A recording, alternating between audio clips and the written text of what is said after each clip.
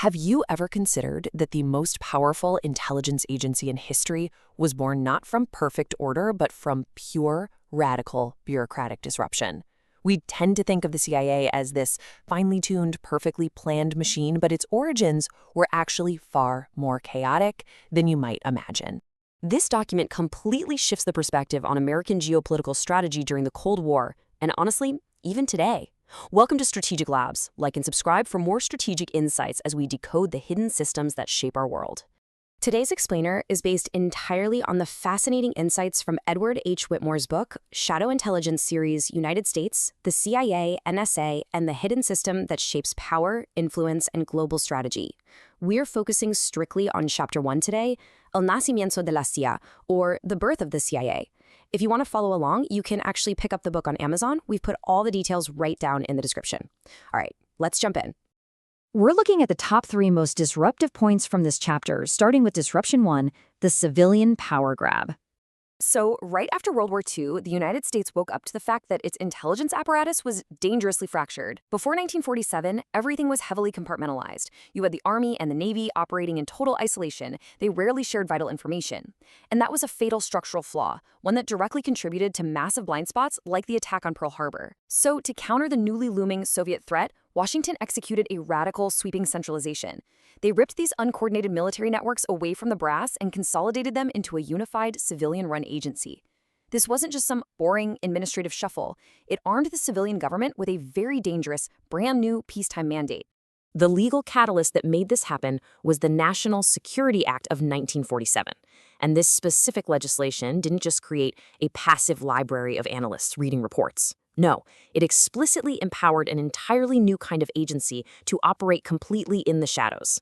For the very first time, the U.S. had a permanent institutional tool designed to aggressively shape global strategy and conduct covert operations with absolute plausible deniability, meaning the executive branch could now pull political and economic strings all over the globe without ever triggering an official war. It was a complete game changer. Which leads us perfectly into Disruption 2, the covert playbook. Because, as you'd guess, the CIA definitely did not stay a passive intelligence-gathering organization for very long. Almost immediately, they made a sharp, aggressive pivot into the business of active regime change. And what's wild here is the sheer speed of the escalation. In an incredibly tight window after its creation in 1947, this brand new organization was already launching massive world-altering covert interventions by 1953 and 1954. They went from desk-bound analyst field operatives dictating global outcomes practically overnight. So how exactly did they scale up so fast? Well, they developed a highly effective, repeatable playbook designed to destabilize targeted nations completely from the inside out. Step 1, psychological warfare. This means intentionally flooding a target country with carefully crafted propaganda to erode public trust. Step 2, paramilitary support. Quietly funneling unmarked weapons and dark cash to local anti-government factions. And finally, Step 3, the execution of a swift coup to achieve total regime change, meticulously planned to leave absolutely zero visible American fingerprints. Operation Ajax in Iran back in 1953 illustrates this ruthless doctrine perfectly. The agency utilized entirely manufactured chaos. They literally paid off local street gangs and journalists to orchestrate violent, disruptive protests. By leveraging this strategic bribery and intense media manipulation, they successfully toppled Prime Minister Mossadegh, a democratically elected leader who had just nationalized Iranian oil.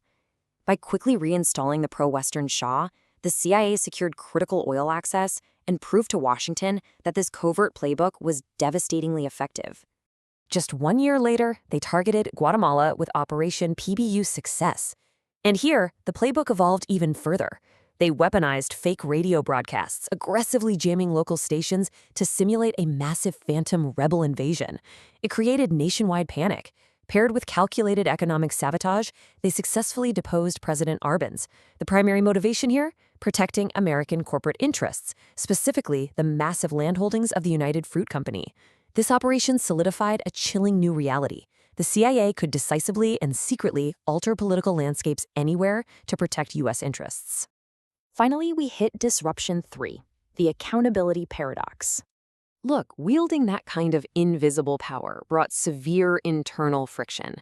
Operating a totally secret shadow system inside the framework of a transparent democracy caused massive constitutional headaches. Internally, this civilian power grab sparked intense turf wars. The CIA's new total control over foreign operations constantly collided with J. Edgar Hoover's FBI, who fiercely guarded domestic jurisdiction against what he saw as CIA overreach. Add in the military stubbornly clinging to its tactical battlefield intelligence, and it created a profoundly paranoid, uncoordinated landscape right in the heart of Washington. To survive these brutal bureaucratic battles, the agency leaned heavily into a strict need-to-know culture. Now, this compartmentalization was originally intended to stop Soviet leaks, but it inherently fostered a crippling internal paranoia. It created rigid hierarchies where the left hand rarely knew what the right hand was doing. Actually, it was so bad that field agents running dangerous operations could inadvertently end up working against their own agency's analysts back home. Information became a heavily guarded currency.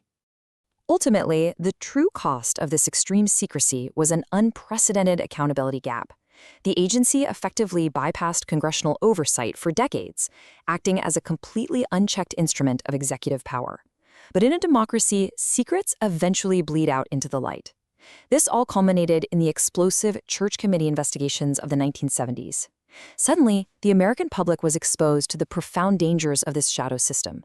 They watched on live television as previously unthinkable operations, illegal domestic surveillance, bizarre mind control experiments, foreign assassination plots, were dragged kicking and screaming into the daylight for the very first time.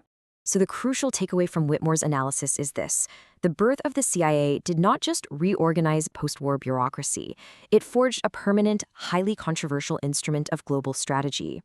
From that initial civilian power grab to the refinement of the covert playbook, this architecture continues to dictate world power dynamics in the shadows to this very day. And it leaves us with a truly provocative question to think about. Does this hidden system ultimately protect democratic transparency, or does it fundamentally undermine it? This is just a preview. For the full deep dive, check out our long-form podcast on the channel. See you in the next one.